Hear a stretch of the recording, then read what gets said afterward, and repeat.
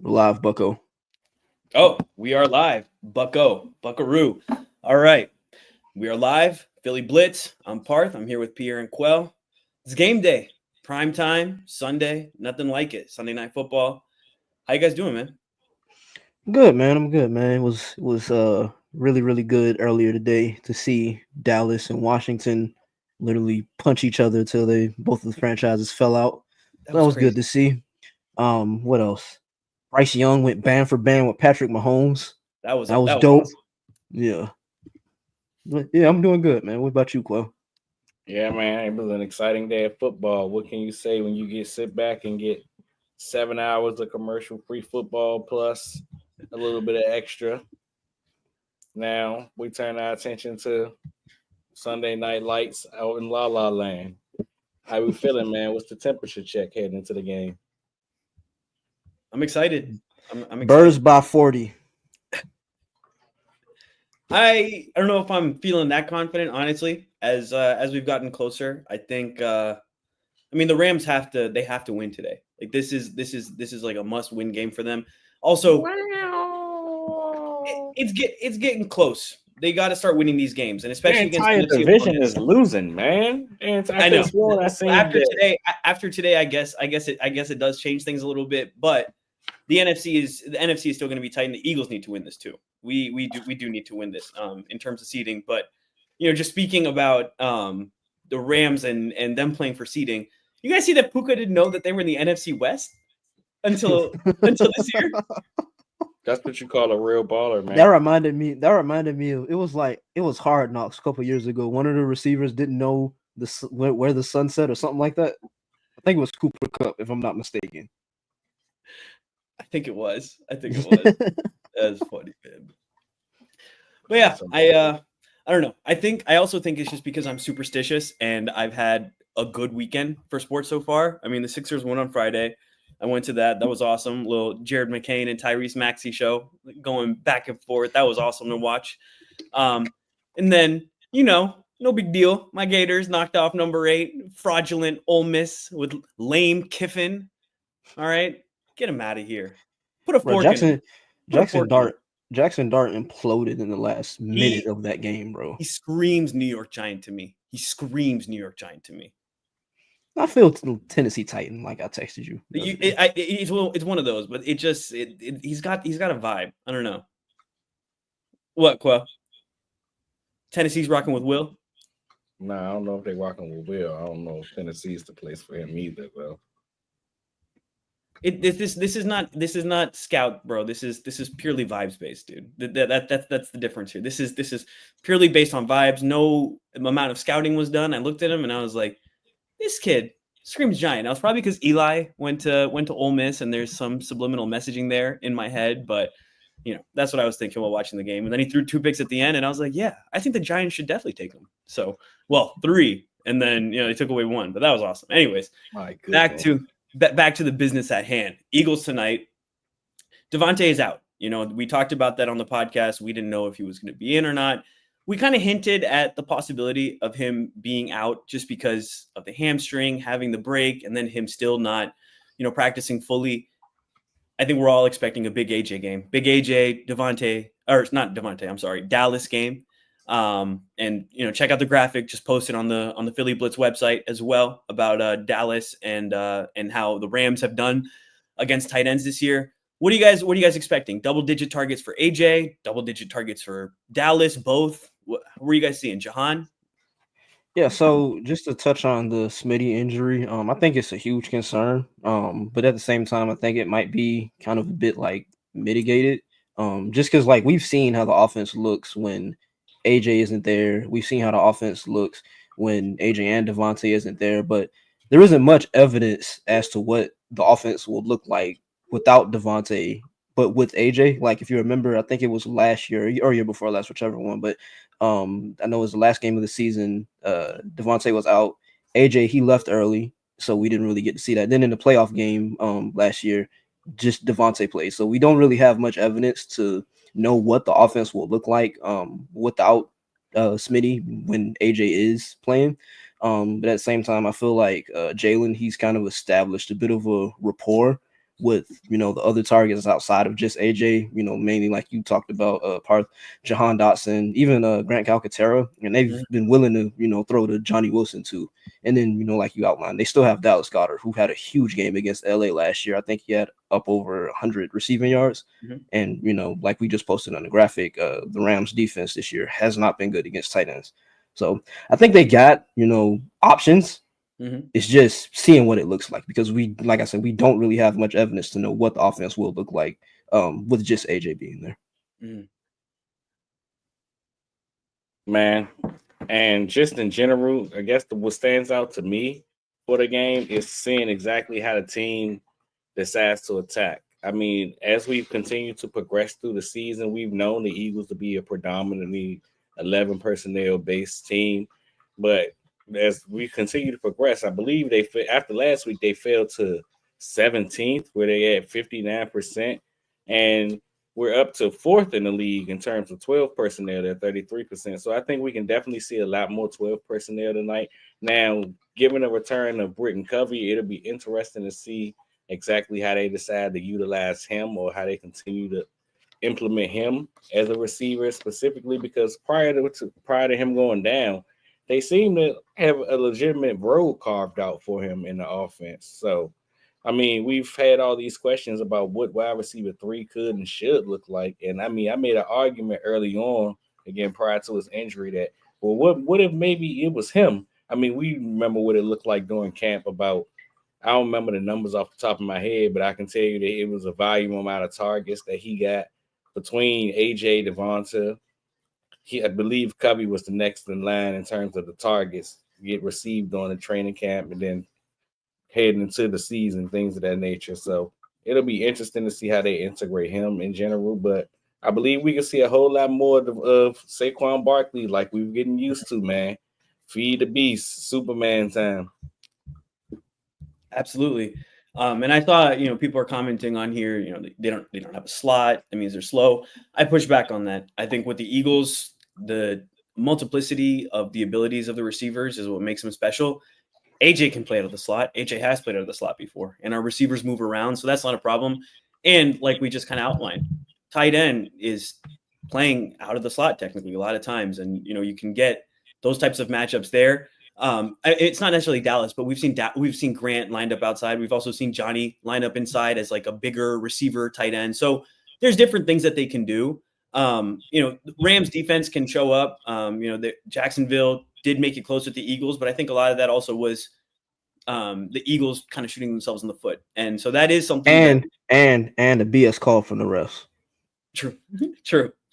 But I think, a fast start is important. They can't continue to just have the slow starts unless, Vic just comes out and decides to put B2A on Sean. But, I do think they got to start getting points up early, and they have been scoring earlier. So it'll be interesting to see what they decide, whether, they want to start off with the ball and get the points, wait for the second half. I'm just kind of interested to see how we go into this game. It's cool that we've had a couple primetime games in the last couple of weeks, and that's always fun. So Biscuit here said, how much of a concern should there be with no Devontae and Hurts possibly not being 100% healthy? With the Hurts health thing, I don't know. I don't know how much of it is he's not 100% healthy, how much So it looked like he hurt. Exactly. That's exactly what I was about to say. And that's what he said. He said, does he look like it's hurt? I don't know. I don't think so. He's looked explosive. He's looked nimble in the pocket. I think Jalen is fine. Devontae not being out, like we mentioned, it could be interesting. They're going to have to problem solve a little bit, but there's other answers in this offense. And like Quell said, we have Superman in the backfield, so you can just hand him the ball when other things aren't working, just like the Rams can do with Kyron, and that's a big thing for the Eagles as well, stopping the run. But the Eagles have improved at that in the last couple of weeks, and that's been. And not only not to cut you off, but not only they've improved at it, but they've improved at it out of the personnel group, and that they like to run the most nickel. Exactly. They've gotten way better out of defending run out of nickel. You guys know my spiel. I don't have to say the line. You know what's coming. So I'd like to agree with you But I mean, we had conversations throughout the first half of the season about what these Shanahan, McVay, wide zone offenses look like.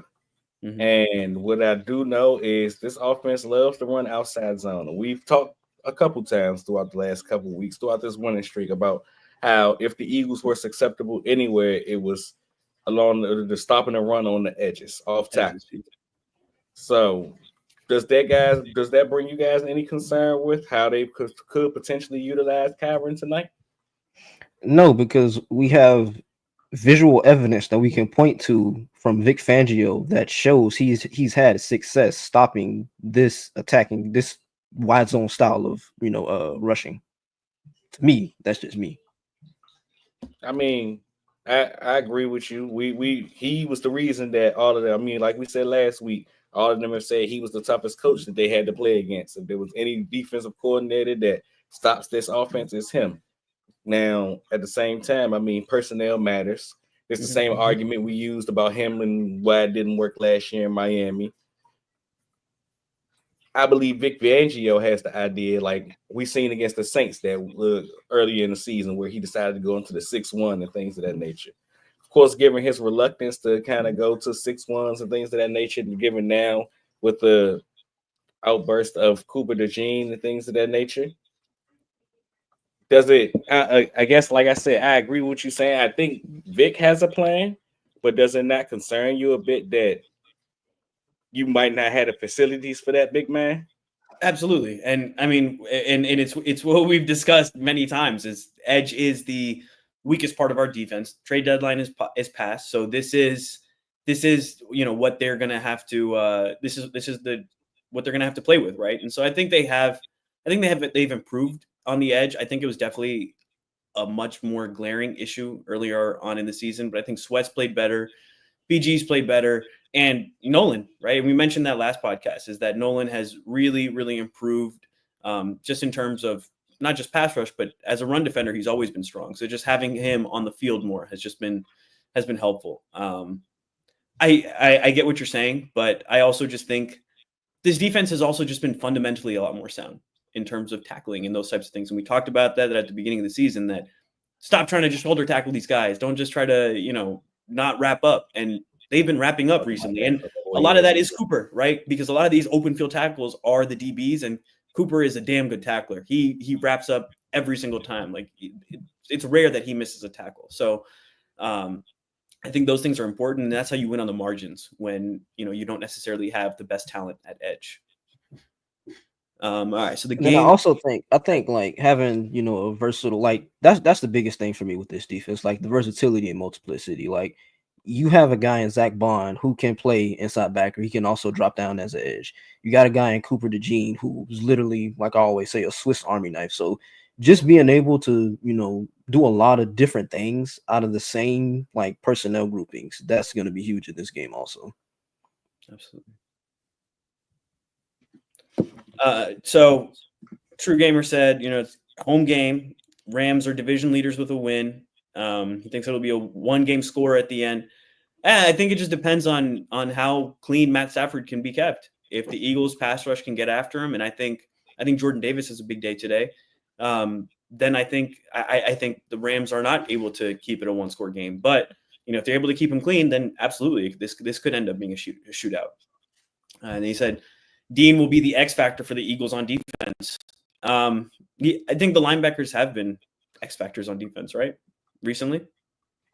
Yeah, but tonight, man, I think it's Cooper DeJean's night, man. Like we said, bro. Last week was the Quinyon Mitchell coming out party. This week is Cooper DeJean's, man. Like we know this is a Sean McVay offense. We know how much they move around Cooper Kupp and Puka Nacua, like how they like to kind of hunt matchups in the slot. So I think Cooper, the onus is going to be on him tonight. Did we lose Quell? I think so. Yeah, I agree. Nakobe and Zach are important every week, just in terms of being the middle of the defense, heart of the defense. But I do tend to agree. I think this is going to end up being the type of game where And it's a fun story too. And I think that's why it'll just end up being something that people talk about coming out of this game is Cooper versus Cooper. I mean, you can already see the graphics in your head that NFL is going to post and all those types of things. So I think that'll be interesting to watch that matchup. Yeah, and even like tonight, like just our defense in general, like I really feel like communication on the back end. Like we've talked about how much they've kind of seemed like a cohesive unit in terms of like just being able to communicate, passing off routes and things of that nature. But tonight against this offense, like it's a Sean McVay offense, like a lot of pre-snap motion, a lot of window dressing, play action, all of that. So like the way I phrase it in my notes is it's a big night for the overall complexity of the scheme, if that makes sense. Like just in terms of all the coverage rules, like match zones, multiplicity, the communication, like it's imperative. It's going to be tested. Yeah. Just how I had it written down more so is, I'm not sure if you guys have ever heard the saying, but KISS, keep it simple, stupid. Mm-hmm. It's don't let your ass fool you, basically. Like you said, Pierre, it's going to be a lot of pre-snap motion. 80% is what the Rams are at in terms of pre-snap motion on the season. Play action, they've kind of, I don't want to say faded back. It's not the same amount as you would expect from a typical Shanahan-esque system with them at 11th in the league at 28%. It's more 12 personnel too. Right. And then you have what really interested me is kind of towards the conversation we were just having about how it could be a big Cooper or a linebacker night is exactly how they continue to utilize these wide receivers. Yes, they utilize Cooper out of the slot, but where his route designs are located, where they're using him, surprisingly enough, this team isn't the same team that we seen last year. I'm sure you guys remember the game from last year where it was a million option routes for Cooper Kupp in the middle of the field. Well, this year they're at 43%, 28th in the league in terms of how often they target the middle of the field. So it's really exactly how they're going to utilize these receivers. And I mean, again, like we stated on the pod last week, they kind of ran from Christian Gonzalez. They don't have the opportunity to run from cornerbacks tonight with the Eagles having both Quinyon Mitchell and Darius Slay on the outside, not to mention Cooper DeJean in the slot. So just it'll be really interesting to see the chess match that's going to happen in terms of coaching. Absolutely. What else are we thinking today? You want to go through your Q-tips, Quell? Yeah, we can go through the Q-tips, man. So what we got for your Q-tips? Sorry it took us so long. Vegas was kind of being stingy on the lines, wasn't trying to figure out if Devonta Smith was going to play. Is he? Who the Eagles are going to utilize at wide receiver 3.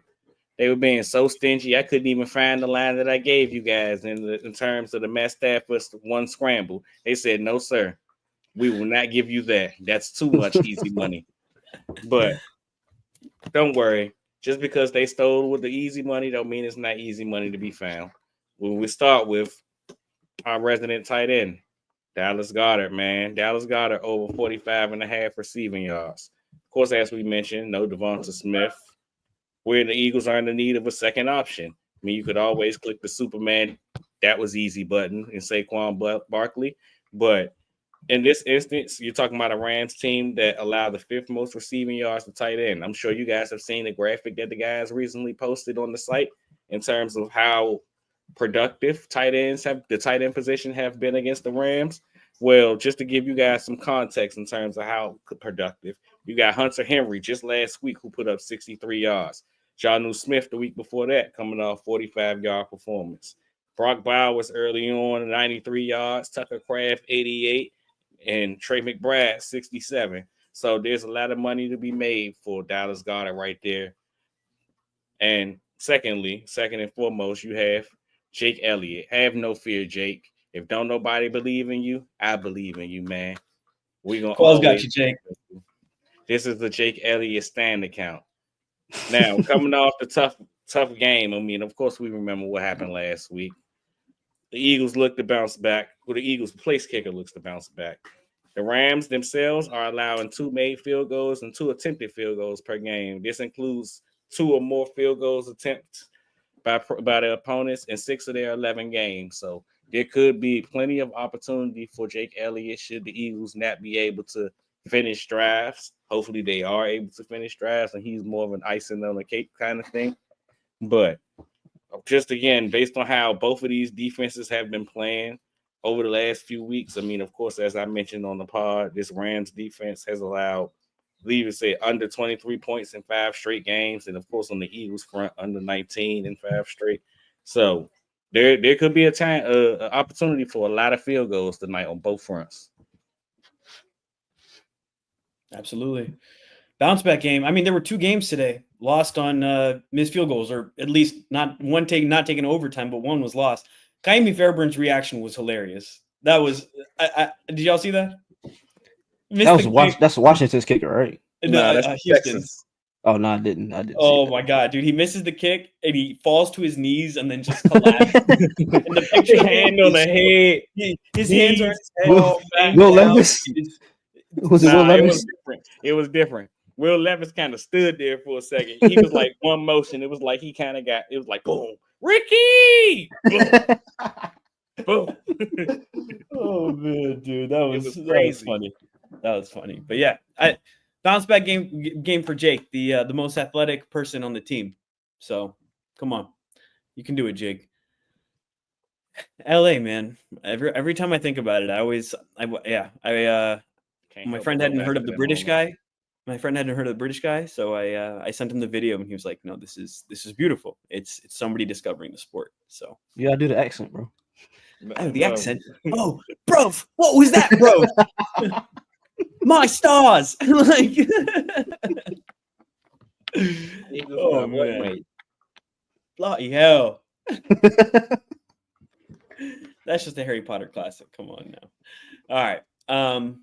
Slay the liability. That was the question asked. No. He ain't been a liability the last couple of weeks, brother. Mm-hmm. My man, he been listening to the podcast. He been recording his podcast and listening to this. He's been tackling. He been looking at you, Parth, like I want to tackle. I'm gonna get down there and tackle. And I also wanted to say, because I didn't get to mention it last week, because I have been tough on Slay, and I have my issues with corners over 30 and those types of things, and then his podcast nonsense. That's a whole nother thing. All right, as a fellow podcaster, all right, like come on, no, but I did want to say Quignon specifically shouted out Slay for everything that he's done for him, how much he's helped him. There was that thing when he got drafted where. Don't give me the thing, because he also needs to relax and act like a professional off the field. There's two sides to every coin. Told John. Everyone has their different styles of leadership, but you can also be a leader off the field and not be on a podcast laughing with Micah Parsons after a game. I still stand by that. But I can also say that he has been good in the locker room for him, and that and just in terms of learning the game and all those types of things. So he deserves a tip of his cap for that. That being said, I will not be tapping into the Slay podcast. No, thank you. I listened to the podcast the other day to listen and learn about the meeting. That was like pulling teeth, dude. Learn about the meeting. That shouldn't even been a podcast recorded. But that's what I'm saying, bro. But I was like, if you put it out, let me see. 30 seconds. He's like, yeah, it wasn't that big of a deal. All right, so let's talk about your acting career to his friend. I'm like, dude, I don't care. Like, oh, God, bad podcasting, dude. One podcaster to another. Do better, Paul. All right. Slay the liability, though. No, I don't think so. I think Slay's played really well. I think if you're looking for a liability in terms of matched up coverage, if you're one-on-one, it's CJ. Your boy. Yeah, it's my boy. It's my guy. Listen, he's got his pick, though. We're good. Ball hawk coming back. He's got what? The second most picks on the team? Ball goes over your head. Defensive back. Listen, attitude. All right, you need to let him know.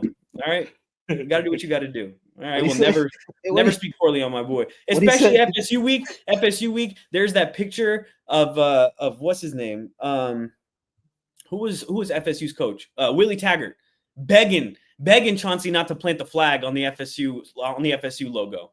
All right, that he's a legend forever. Never say anything bad. Right. What Chauncey said before the Tampa Bay game, I'm gonna belt the ass today. That was brutal. That was painful. I said, Chauncey, come on, bro. Listen, like I'm here rooting for you, bro, but you're killing me. I feel like every team needs a Chauncey Gardner-Johnson. You need the crash out, man. You need it. Absolutely. Somebody got to bring the energy. 100%. And he's got the second most picks on the team with one. because Reed takes them all. Same type too. 3 picks this year, the exact same. Unreal. I feel like all of his picks have been like the sliding interceptions. Yeah, I think it's except for like one. Well, I was just about to say, I think there might be like one where he's not, but it's always like almost the same read too. They always try to squeeze it in there, and then he somehow gets there. That was like from sometime last year, but all his picks this year have been this year, 100%. They've been the same sliding pick. Yeah, 100%. Let's do my dance, y'all. Let's do my dance. Quell Mitchell over there doing anything.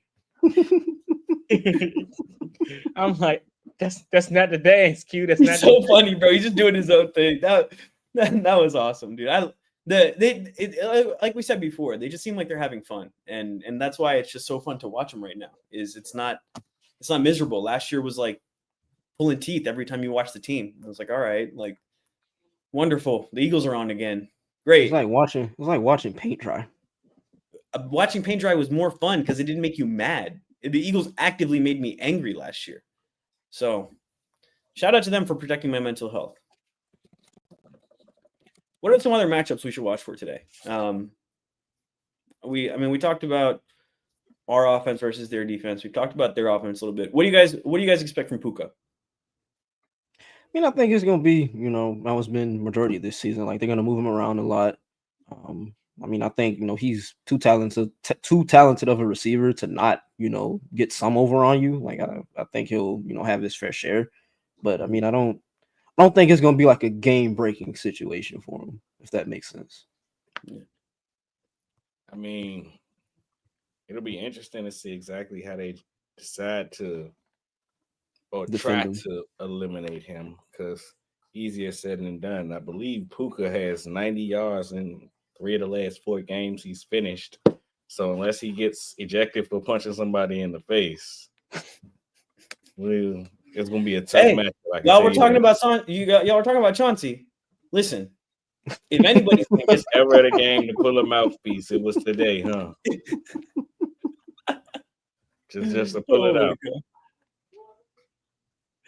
Take the fine, bro. We'll pay for it.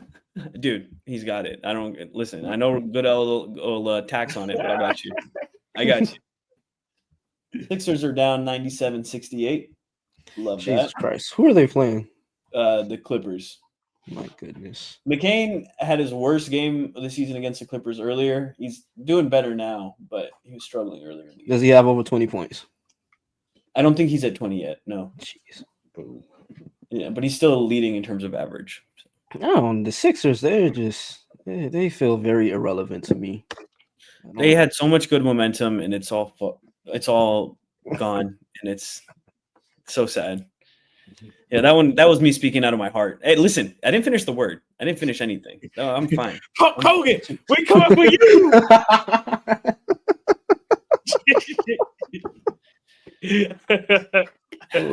Listen, y'all are laughing about that's wrestling. That's connected. Get out of here. That's what the Sixers do to you. Yeah, they bring the worst out of you. Bring out the worst of you. Connect doesn't have a manicure like Jared, so it's not even a relevant conversation. All right, because me, I'm just watching for the vibes, man. The season don't even start till February, honestly. You say that, Quell. You say that every year. You've known me for what, 4 years now? What? I don't know. Have I ever taken it easy? I've just been trying to get you on board, and every time you over there stressing, help it. Like, and you know what? Last year I even said I was like, you know what? I'm not gonna go all in. I'm gonna wait, and then I'll go to a game in like October because the tickets are cheap, and I'll be like, oh, I'm so back in, dude. I can't. That's the problem. That's the problem.